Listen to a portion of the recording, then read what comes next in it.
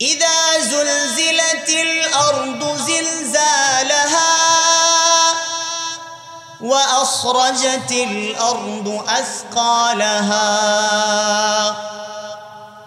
সূরা জিলজালের প্রথমে আল্লাহ তাআলা বলেছেন ইযা যুলজিলাতিল আরদু জিলজালাহা, যখন জমিন তার আপন কম্পনে প্রকম্পিত হবে। ইযা যুলজিলাতিল আরদু জিলজালাহা, এই জমিন, আমরা যে জমিনের উপর দিয়ে হাঁটি, আমরা যে জমিনের উপর দিয়ে দম্ভ করে গর্ব ভরে চলি, এই জমিন যখন তার আপন কম্পনে প্রকম্পিত হবে, কেমন প্রকম্পিত হবে আল্লাহ তাআলা সে সম্পর্কে পবিত্র কোরআনের সূরা হাজ্জের 1 এবং 2 নম্বর আয়াতে বলেছেন ইয়া আইয়ুহান নাসুত্তাকু রাব্বাকুম ইন্না যালজালাতাস সাআতি শাইউন আযীম। মহান আল্লাহ তাআলা আমাদেরকে বলতেছেন ইয়া আইয়ুহাল্লাযীনা আমানু, হে ঈমানদারেরা, ইত্তাকু রাব্বাকুম, তোমাদের রবকে ভয় করো। কি জন্য ভয় করবা? ভয় করার কারণ হলো ইত্তাকু রাব্বাকুম ইন্না যালজালাতাস সাআতি শাইউন আযীম, নিশ্চয় কিয়ামতের আযাব, কিয়ামতের কম্পন একটি ভয়াবহ, বড় কঠিন। সূরা আম্বিয়ার 2 আয়াতে আল্লাহ বলেন, আফওয়ান সূরা হজের 2 আয়াতে আল্লাহ তাআলা বলে ইয়াউমা তারাউনাহা তাযহালু কুল্লু মুরদিআতিন আম্মা আরদাআত ওয়া তাদউ কুল্লু যাতি হামলিন হামলাহা ওয়া তারান নাসা সুকারা ওয়া মা হুম বিসুকারা ওয়ালাকিন্না আযাবাল্লাহি শাদীদ।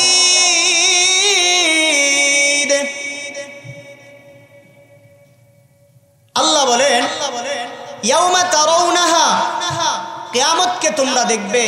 ইয়াউমা তারাউনাহা আই ইয়াউমা তারাউনাল কিয়ামা, কিয়ামতকে তোমরা দেখবে। তাযহালু কুল্লু মুরদিআতিন আম্মা আরদাআত, প্রত্যেক ওই সকল মায়েরা, যেই মায়েরা তাদের সন্তানদেরকে দুধ পান করিয়েছে। আমরা এখানে যারা আছি, যাদের বয়স 20, 30, 40, 50-এর উপরে, আমাদের ওই সময়ের মধ্যে কোনো আধুনিক প্রযুক্তি ছিল না, মায়েরা আমাদেরকে বুকের দুধ পান করাইতো। তো আল্লাহ সেই সন্তানদেরকে বলতেছেন যে কিয়ামতকে তোমরা এমন ভাবে দেখবে যে কিয়ামত এই ইসরাফিল আলাইহিস সালাতু ওয়াস সালামের সিঙ্গার ফুৎকারের আওয়াজে, বিকট আওয়াজে এই দুগ্ধ দানকারী মাদেরকে দেখবে, তারা তাদের সন্তানদেরকে ভুলে যাবে। এরপরে ওয়াতাদাউ কুল্লু যাতি হামলিন হামলাহা, প্রত্যেক ওই মায়েরা, যে মায়েদের পেটের মধ্যে সন্তান রয়েছে, সন্তান প্রসব করে দিবে, কিন্তু মা একটু বুঝবে না। কিয়ামতের আযাব শোনার সঙ্গে সঙ্গে মায়েদের পেটের মধ্যে যেই সন্তান রয়েছে, এই সন্তানকে প্রসব করে দিবে। যদি আপনারা বুঝে থাকেন তাহলে বলেন, একজন মায়ের একটা সন্তান জন্ম দিতে গিয়ে কতটা কষ্ট হয় বলেন? কত রক্ত মায়ের শরীর থেকে ঝরাইতে হয়। আর কিয়ামতের এই আযাব, কিয়ামতের এই ভয়াবহতা শোনার সঙ্গে সঙ্গে মা সন্তানকে ভুলে যাবে। গর্ভের মধ্যে সন্তান থাকলে বাচ্চা প্রসব হয়ে যাবে, মা বুঝতে পারবে না যে কি হচ্ছে। শুধু এতটুকুই নয়, আল্লাহ নবীকে বলে ওয়াতারান নাসা সুকারা, হে নবী, মানুষদেরকে আপনি দেখবেন নেশাগ্রস্তের মতো। বর্তমান তো নেশা আমাদের শরীরের সঙ্গে খাপ খেয়ে গিয়েছে। অনেক ভাইয়েরা রয়েছে যারা নেশা করে, একদিন নেশা না করলে তারা ভালো করে চলতে পারে না, একদিন নেশা না করলে তারা সুন্দরভাবে হাঁটতে পারে না। কথা বলেন ঠিক কিনা? কিন্তু আল্লাহ বলে, হে নবী, আপনি মানুষদেরকে দেখবেন ওয়াতারান নাসা সুকারা, নেশাগ্রস্তের মতো হেলতেছে আর দুলতেছে, নেশাগ্রস্তের মতো তাদেরকে দেখতে পাইবেন। আমরা বললাম আল্লাহ কেন নেশাগ্রস্তের মতো দেখতে পারবো? অথচ তারা তো আল্লাহ নিজেই উত্তর দিয়ে দিয়েছেন ওয়ামা হুম বিসুকারা, তারা তো নেশা পান করে নাই, মদ পান করে নাই, কোনো কিছুই পান করে নাই। তাদের এমন হওয়ার কারণ কি? আল্লাহ নিজেই উত্তর দিয়ে দেয় ওয়ালাকিন্না আযাবাল্লাহি শাদীদ।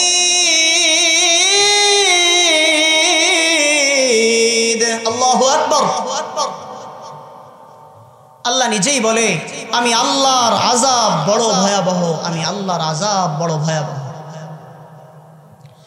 এই আযাবের ভয়ে মানুষ, গর্ভবতী মহিলারা বাচ্চাকে প্রসব করে দিবে।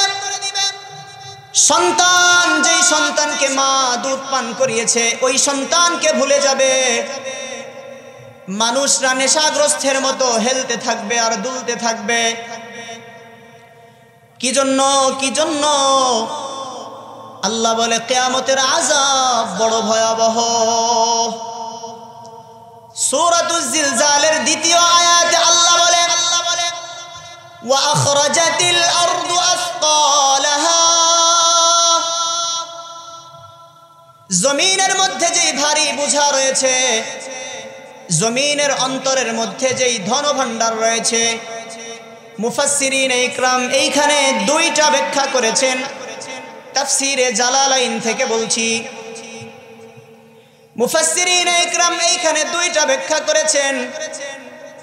একটা ব্যাখ্যা মুফাসসিরিন ইকরাম করেছেন ভূমির তলদেশে যেই ধনভাণ্ডার রয়েছে, স্বর্ণ মণি মুক্তা, আমরা আজকে দেখি আমাদের বিভিন্ন দেশের মধ্যে স্বর্ণের খনি পাওয়া যায়। গত কয়েক বছর আগে আরবের উহুদ যেই পাহাড়টা, এই পাহাড় পুরোটাই স্বর্ণ বলে প্রমাণিত হয়েছে। বলেন সুবহানাল্লাহ। আমাদের বাংলাদেশের কয়েকটি জেলার নিচে আল্লাহ তাআলা এই খনিজ সম্পদগুলোকে লুকিয়ে রেখেছে। আজকের বিজ্ঞান তার প্রমাণ করছে। খোদার কসম, বাংলার জমিনের মানুষ যদি এই ধনভাণ্ডারগুলোকে উঠাইতে পারত, বাংলার জমিন বিশ্বর উন্নত দেশের মধ্যে পরিণত হয়ে যেত। কিন্তু আফসোসের বিষয় হলো বাংলার জমিনে 16 কোটি 18 কোটি 20 কোটি যাই মানুষ হোক না কেন, চোর বাদ দিলে মানুষই নাই। কথা বলেন ঠিক কিনা? যাই হোক, আল্লাহ তাআলা এই চোরের দলকে দেশ থেকে তাড়িয়েছেন। আলহামদুলিল্লাহ, আল্লাহর শুকর। একটা ব্যাখ্যা হলো মুফাসসিরিন ইকরাম করেছেন জমিনের মধ্যে যেই ধনভাণ্ডারগুলো রয়েছে, জমিন এই ধনভাণ্ডারগুলোকে বাইরে বের করে দিবে। আর মানুষ যখন এই ধনভাণ্ডারকে দেখবে, তখন বলবে ইয়া আসাফা, ইয়া আসাফা, হায় আফসোস, হায় আফসোস। এই ধনভাণ্ডারের জন্য আমরা দুনিয়ার জমিনে মারামারি কাটাকাটি করেছি। কতালতু আখি, কতালতু আখি, কতালতু আকারিবি, আমি আমার ভাইকে এই কারণে হত্যা করেছি, আমি আমার নিকটাত্মীয়কে এই কারণে ছেড়ে দিয়েছি। এই আফসোস করে করে বলতে থাকবে। মুফাসসিরিন ইকরাম এই আয়াতের দ্বিতীয় আরেকটি ব্যাখ্যা করেছেন। দ্বিতীয় আরেকটি ব্যাখ্যা হলো আমাদের যেই সমস্ত মানুষ মারা যায়, এই সমস্ত মানুষকে তো আমরা জমিনের নিচে রাখি, ঠিক কিনা? কথা বলেন ঠিক কিনা? এই জমিন আমাদের এই মৃত দাফন করা মানুষগুলোকে বাহিরে বের করে দিবে। এই আয়াতের দুইটা ব্যাখ্যা।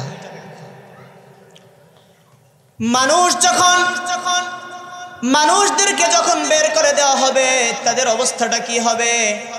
আল্লাহর নবী সাল্লাল্লাহু আলাইহি ওয়াসাল্লাম হাদিস বর্ণনা করেছেন।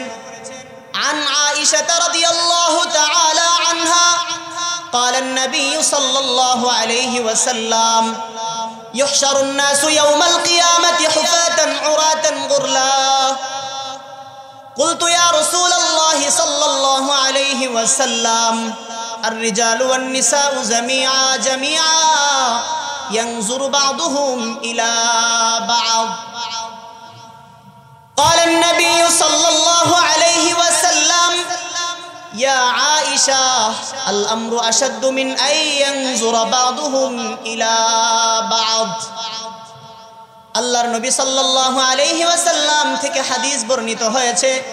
যে হাদিসটি আপনাদের সম্মুখে পড়েছি সহিহ মুসলিম শরীফের 50 নম্বর হাদিস। এই হাদিসে আল্লাহর নবী বলেছেন, এই আয়াত দ্বারা বোঝা যায় ইহশারুন নাস ওয়া আখরাজাতিল আরদু আসকালাহা। মুফাসসিরিন ইকরামের একটি ব্যাখ্যার মাধ্যমে বোঝা যায় যে মানুষদেরকে যখন উঠিয়ে দিবে, বের করে দিবে, মানুষদের অবস্থা হবে কেমন? মানুষদের অবস্থা হবে সকলেই আপনি আর আমি 10 তলার মালিক আর 5 তলার মালিক। ঢাকার শহরে গুলশানের মধ্যে যার 20 তলা আছে, 10 তলা আছে, ওই ব্যক্তিও যেমন উঠবে, আপনি পথের ফকির গাছতলায় শুয়ে থাকেন, আপনি আর আমিও একইভাবে উঠব। ওঠার ধরনটা কি হবে? আল্লাহর নবী বলেন হুফাতান উরাতান গুরলা, সকলেই উঠবে উলঙ্গ অবস্থায়, খাতনাবিহীন অবস্থায় এবং পা খালি অবস্থায় উঠবে। খাতনাবিহীন অবস্থায়, পা খালি অবস্থায়, খালি গায়ে উঠবে। আয়েশা রাদিয়াল্লাহু আনহা বলেন, আমি জিজ্ঞেস করলাম, ইয়া আল্লাহর রাসূল, আর রিজালু ওয়ান নিসাউ জামিআ ইয়ানজুরু বাদুহুম ইলা বা'দ। হে আল্লাহর নবী, মহিলা এবং পুরুষরা একত্রে সকলেই জমা হবে, একজন আরেকজনের দিকে তাকাইবে। আল্লাহর নবী সাল্লাল্লাহু আলাইহি ওয়াসাল্লাম বললেন, ইয়া আয়েশা, আল আমরু আশাদ্দু মিন আনজুরা, আল আমরু আশাদ্দু, তখন সময়টি এত ভয়াবহ হবে, মিন আইয়ানজুরা বাদুহুম ইলা বা'দ, কেউ কারো দিকে তাকাবে না, সকলের মুখে থাকবে নাফসি নাফসি নাফসি। এবার আল্লাহ তাআলা সূরাতুল জিলজালের তিনছেন, ওয়াকালাল ইনসানু মা লাহা, এ জমিন তোর কি হলো? জমিন যখন তার ধনভাণ্ডার এবং মৃত মানুষদেরকে বের করে দিবে, মানুষ এই ধন সম্পদগুলো দেখে দেখে আফসোস করবে আর বলতে লাগবে, মা হাদা মা হাদা মা হাদা, এটাই তো ওই বস্তু, এটাই তো ওই বস্তু যেই বস্তুর কারণে আমি পিতার সাথে সম্পর্ক ছিন্ন করেছিলাম, যেই বস্তুর কারণে আজকের বিশ্বে হাজার হাজার সন্তান মাকে হত্যা করে, বাবাকে হত্যা করে, যেই বস্তুর কারণে আজকের বিশ্বে ভাই ভাইকে হত্যা করে, নিকট আত্মীয় ভাই বোনের সম্পদ দেয় না, ভাই বোনের সম্পদকে আত্মসাৎ করে খায়, এই সম্পদ দেখে দেখে বলবে ওয়াকালাল ইনসানু মা লাহা। এই আয়াতের একটা ব্যাখ্যা হলো, মানুষ ডেকে ডেকে বলবে, জমিন রে তোর কি হলো? কোন মুফাসসিরিন ইকরাম বলেছেন, এই আয়াতটা আমভাবে সকল মানুষের জন্য, আমিও বলবো, আপনিও বলবেন, কিন্তু যারা ঈমানদার এবং মুমিন তারা বুঝতে পারবে যে এটা কিয়ামত সংঘটিত হচ্ছে। তো আমরা যদি মুমিন হই তাহলে আমরা বুঝতে পারবো কি পারবো না? বলেন, চিৎকার মেরে বলেন, পারবো কি পারবো না? আমরা মানুষ যেহেতু কম, আপনার আওয়াজ দিতে মনে হয় ভয় পাচ্ছেন, মনে হচ্ছে যে প্যান্ডেল যদি ভরা থাকতো তাহলে আওয়াজ আরো বেশি হতো, কিন্তু না। আরে কথা তো যিনি বলবে তিনি একমাত্র কাকে শোনানোর জন্য কথা বলবে? চিৎকার মেরে বলেন। আর যারা শুনবে এরাও চিন্তা করবে আমরা আল্লাহ তাআলার রাজি খুশির জন্য শুনতেছি। আমাদের আকাবির ইকরাম, আকাবির সৈয়দ ইসমাইল শহীদ রহমতুল্লাহ আলাইহি হাজার হাজার মানুষের সম্মুখে 2.5 ঘন্টা পর্যন্ত যেই বক্তব্য দিয়েছেন, যেই বয়ান করেছেন, একজন মানুষ অনেক দূর থেকে সৈয়দ ইসমাইল শহীদ রহমতুল্লাহ আলাইহির বয়ান শোনার জন্য অনেক দূর থেকে এসেছিলেন। হযরত যখন বয়ান শেষ করে চলে যাচ্ছে তখন প্রতিমধ্যে তার সঙ্গে দেখা, তখন তিনি বলতেছে, ইসমাইল শহীদ রহমতুল্লাহ আলাইহির বয়ান কি শেষ? ইসমাইল শহীদ রহমতুল্লাহ আলাইহি বলেছেন, হ্যাঁ তার বয়ান তো শেষ। তখন তিনি আফসোস করতেছে, আফসোসে বুকটা যেন ফেটে যায়। সৈয়দ ইসমাইল শহীদ রহমতুল্লাহ আলাইহি বলতেছে, আপনি কি ওই ব্যক্তির বয়ান শোনার জন্য এসেছেন? বলে, হ্যাঁ শোনার জন্য এসেছি। ওই ব্যক্তিকে, একজন ব্যক্তিকে প্রতিমধ্যে বসাইয়া 2.5 ঘন্টা পর্যন্ত লক্ষ লক্ষ মানুষের সামনে যেই বয়ান করেছে, একজন মানুষকে সেই বয়ান করেছে। বয়ান শেষে লোকটি জিজ্ঞাসা করেছে, হুজুর 2.5 ঘন্টা পর্যন্ত লক্ষ লক্ষ মানুষকে বয়ান শুনিয়েছেন, আর আমি একজন মানুষকে সেই বয়ানই শুনাইলেন, কারণ কি? এবার ইসমাইল শহীদ রহমতুল্লাহ আলাইহির জবাব ছিল, আরে ভাই, আমি তো 2.5 ঘন্টা পর্যন্ত একজন মানুষকে আলোচনা শুনিয়েছি, এখনো আমি 2.5 ঘন্টা সেই একজনকে আলোচনা শুনিয়েছি। জোরে বলেন সুবহানাল্লাহ। তো আপনারা আওয়াজ দিতে ভয় পাবেন না। আরে মুসলমান যদি একজনে আওয়াজ দেয়, কাফের মুশরিকের 100 জনের থেকে আওয়াজ বেশি হবে কি হবে না? চিৎকার মেরে বলেন। তো সূরা জিলজালের 3 নম্বর আয়াতে মানুষ বলবে, জমিন তোর কি হলো? একটা ব্যাখ্যা গিয়েছে। দ্বিতীয় নম্বর আরেকটা ব্যাখ্যা হলো, এই আয়াতটা শুধু কাফেরদের সম্পর্কে। কাফেররা বলবে যে জমিন তোর কি হলো, কি হলো? কাফেরদের তো জানা থাকবে না, আর যারা মুমিন হবে তাদের তো জানা থাকবে যে এটাই তো কিয়ামত, এটাই তো কিয়ামতের ভয়াবহতা। এবার আল্লাহ তাআলা সূরা জিলজালের 4 নম্বর আয়াতে বলেন, ইয়াউমাইযিন তুহাদ্দিসু আখবারাহা,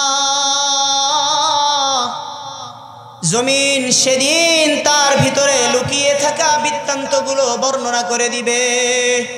আরে ভাই, আপনি আর আমি যে গুনাহগুলো করি, বর্তমান জামানায় আপনাদেরকে এই আয়াতটা বোঝানো আমার জন্য খুবই সহজ। ধরেন আজকে এই যে ভিডিও হচ্ছে, ক্যামেরা, এই যে লাইভ চলছে ফোন, এখানে আজকে যদি এই ক্যামেরা দিয়ে বয়ানটা ছেড়ে দেওয়া হয়, আপনারা এখানে যারা বসা আছেন, আমি আছি, 90 বছর পরে যদি ইউটিউবের মধ্যে সার্চ দেওয়া হয়, তাসির বিন হাসানের এই মোল্লাবাড়ির বয়ানটা আসবে কি আসবে না বলেন? অবশ্যই আসবে। চিৎকার করে বলেন, আসবে কি আসবে না?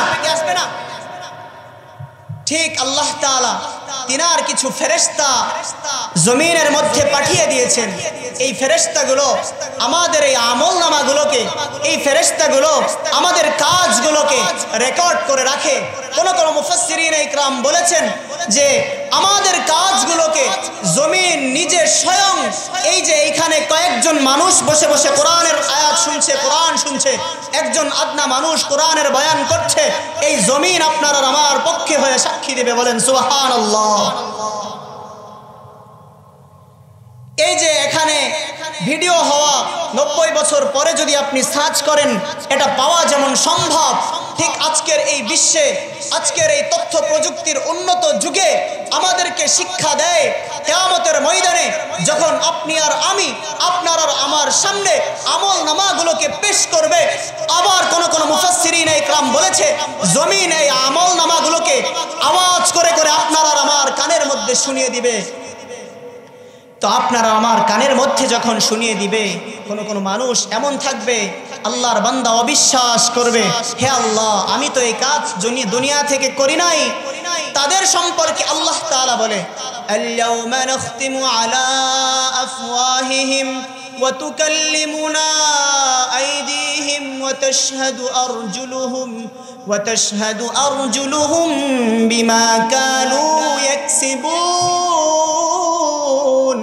সূরা ইয়াসিন 23 নম্বর পারা 3 নম্বর পৃষ্ঠা 4 নম্বর রুকুর 9 নম্বর লাইনের 65 নম্বর আয়াতে আল্লাহ তাআলা বলেছেন যে কিয়ামতের ওই ময়দানে আল্লাহ বলে, আল-ইয়াওমা নাখতিমু আলা আফওয়াহিহিম, হে বান্দা, দুনিয়ায় তোর জবান দিয়েছিলাম, আজকে আমি তোর জবানকে বন্ধ করে দিলাম, আজকে আমি তোর জবানকে বন্ধ করে দিলাম। ওয়া তুকাল্লিমুনা আইদিহিম, আরে বান্দা, তোর হাত আমি আল্লাহর সঙ্গে কথা বলবে। ওয়া তাশহাদু আরজুলুহুম, আর তোর পা, এই পা তোর বিরুদ্ধে সাক্ষী দিবে। বিমা কানু ইয়াকসিবুন, যা দুনিয়ার জমিনে তোমরা করতে, এই সমস্ত বিষয় আল্লাহর কাছে আমার আর আপনার হাত। ওয়া তুকাল্লিমুনা আইদিহিম ওয়া তাশহাদু আরজুলুহুম, আপনার আমার হাত আল্লাহর কাছে আপনার আর আমার বিরুদ্ধে মামলা দায়ের করবে। বলেন বাঁচার উপায় আছে নাকি? বলেন বাঁচার উপায় আছে? চিৎকার মেরে বলেন বাঁচার উপায় আছে?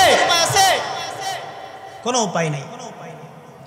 শুধু এখানেই নয়, সূরাতুন নূর 18 নম্বর পারা 11 নম্বর পৃষ্ঠার 9 নম্বর লাইনে আল্লাহ তাআলা বলেছেন, 9 নম্বর লাইনের 24 নম্বর আয়াতে আল্লাহ বলেছেন, ইয়াউমা তাশহাদু আলাইহিম يوم تشهد عليهم ألسنتهم وأيديهم وأرجلهم بما كانوا يعملون আরে বান্দা তুই যে গুনাহ করস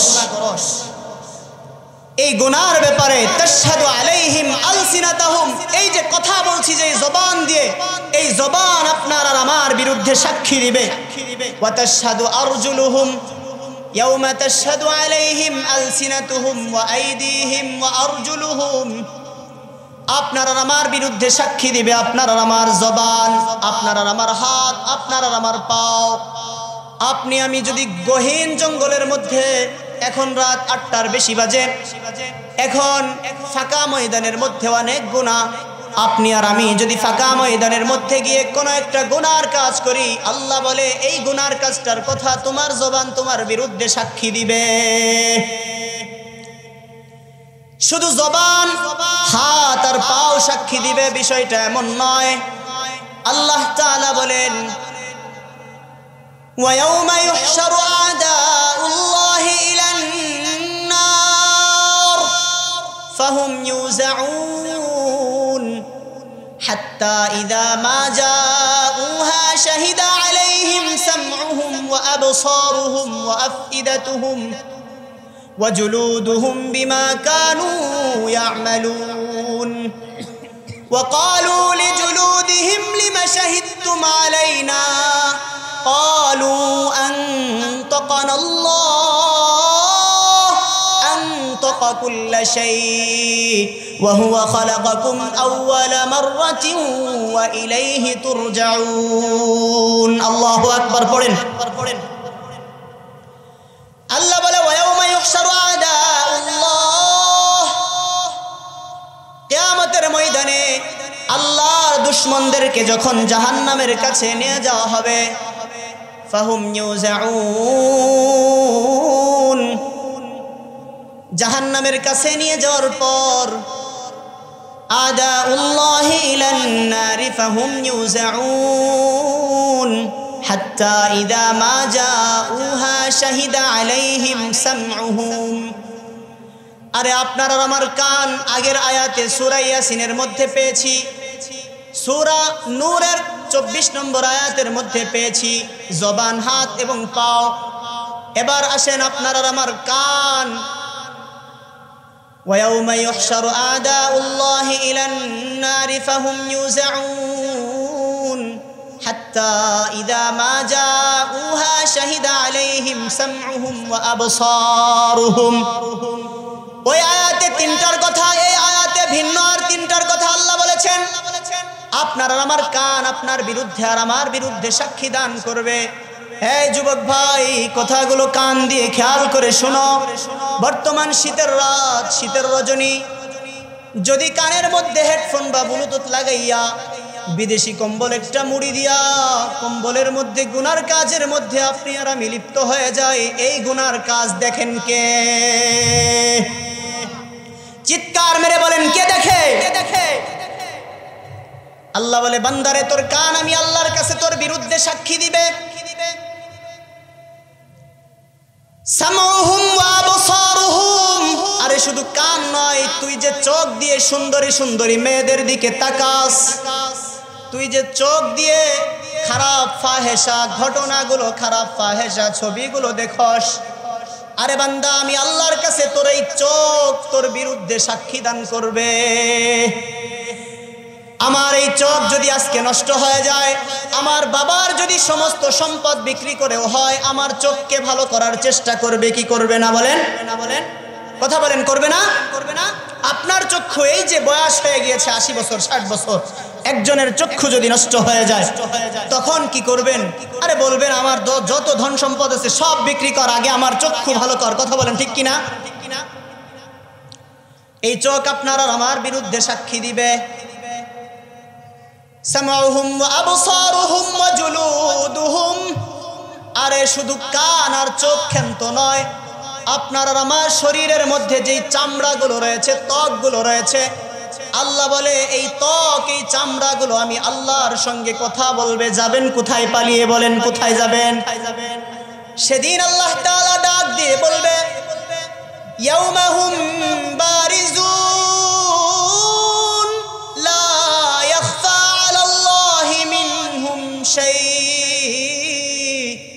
লিমানিল মুলকুল ইয়াউম লিল্লাহিল ওয়াহিদিল কাহ্হার।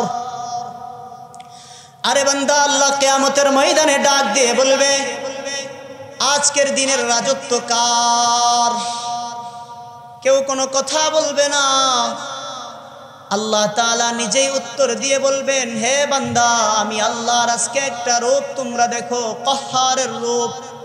মুমিন যারা থাকবে, আল্লাহ বলে, ইয়া আইয়ুহাল্লাযীনা আমানুত্তাকুল্লাহ ওয়াবতাগু ইলাইহিল ওয়াসিলা। আল্লাহ বলে, মুমিনদের জন্য আমি আল্লাহ মাফ করার জন্য ওসিলা খুঁজবো, বাহানা খুঁজবো। দেখা যাক মুমিন বান্দা ওই মোল্লাবাড়ির মাহফিলে গিয়া একটা কথা শুই না, ওই কথার উপর যদি আমল করে, আরে আমি আল্লাহ ওই বান্দাকে মাফ করার জন্য বাহানা খুঁজবো। বাহানা খুঁজতে খুঁজতে এক পর্যায়ে ফেরেশতাদের রেকর্ডের মধ্যে পেয়ে যাব, ফেরেশতাদের ভিডিওর মধ্যে যখন পেয়ে যাবে, ওই বান্দা মোল্লাবাড়ির মধ্যে একটা কোরআনের আয়াত শুনেছিল, হতে পারে এই কোরআনের আয়াত শোনা আপনার আর আমার নাজাতের জরিয়া। বলেন সুবহানাল্লাহ। সামাউহুম ওয়া আবসারুহুম ওয়া জুলুদুহুম, আমার কান, চোখ, চামড়া আমার বিরুদ্ধে সাক্ষী দিবে। আপনি আর আমি যেই কাজগুলো করেছি এই কাজের ব্যাপারে সাক্ষী দিবে। এবার বলেন, যাওয়ার কোনো জায়গা আছে? বলেন, কোথাও যাওয়ার জায়গা আছে? চিৎকার মেরে বলেন। সেদিন কিয়ামতের ময়দানে এই কথাটাও থাকবে। টুঙ্গির ও ইস্তেমার ময়দানে তাহাজ্জুদের সময় যেই সমস্ত সন্ত্রাসী বাহিনী নিরীহ নিরপরাধ অসহায় মুসলমানদেরকে হত্যা করেছে, নিরীহ নিরপরাধ মুসলমানদের পেটের মধ্যে চাক্কু ঢুকাইয়া দিয়া হত্যা করেছে, সেই গুনার কথাটাও থাকবে। চিৎকার মেরে বলেন ঠিক কিনা?